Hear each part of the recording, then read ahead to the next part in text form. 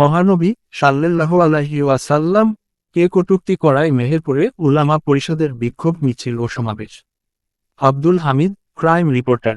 ভারতীয় পুরোহিত রামগিরি মহারাজ, বিজেপি নেতা নীতিশ নারায়ণ এবং বাংলাদেশের পার্থ বিশ্বাস পিন্টু কর্তৃক মহানবী হজরত মুহাম্মদ সাল্লাল্লাহু আলাইহি ওয়াসাল্লাম কে নিয়ে কটূক্তি এবং ফিলিস্তিনের গাজা ও লেবাননে ইসরায়েলির বর্বরোচিত হামলার প্রতিবাদে মেহেরপুরে বিক্ষোভ সমাবেশ ও মিছিল অনুষ্ঠিত হয়েছে। মঙ্গলবার ৮ অক্টোবর বিকেল ৫টার দিকে মেহেরপুর জেলা উলামা পরিষদ ও ইমাম পরিষদের আয়োজনে মেহেরপুর শহরের জেলা মডেল মসজিদ চত্বরে থেকে এই মিছিল শুরু হয়। রামগিরির দুই তালে জুতা মারো তালে তালে, বিশ্ব মুসলিম অস্ত্র ধরো, ফিলিস্তিন স্বাধীন করো, সাবিলুনা সাবিলুনা, আল জিহাদ সহ বিভিন্ন স্লোগানে শহরের প্রধান প্রধান সড়ক প্রদক্ষিণ করে পৌরসভার সামনে এসে মিছিলটি শেষ হয়। পরে যেখানে বিক্ষোভ সমাবেশ অনুষ্ঠিত হয়। বিক্ষোভ সমাবেশ ও মিছিলে মেহেরপুর জেলা উলামা পরিষদ ও ইমাম পরিষদের নেতৃবৃন্দ ও বিভিন্ন শ্রেণী পেশার লোকজন অংশগ্রহণ নেয়।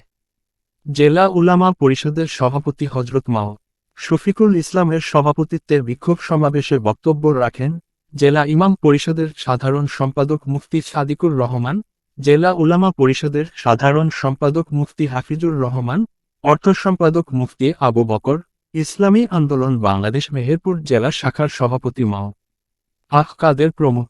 সমাবেশে বক্তারা মহানবী হজরত মুহাম্মদ সাল্লাল্লাহু আলাইহি ওয়াসাল্লাম কে নিয়ে কটূক্তিকারী ভারতের পুরোহিতকে দ্রুত গ্রেপ্তার এবং গাজা ও লেবাননে ইসরায়েলির বর্বরোচিত হামলার তীব্র নিন্দা জানান। সমাবেশ শেষে মুসলিম জাহানের শান্তি কামনায় বিশেষ দোয়া মাহফিল অনুষ্ঠিত হয়।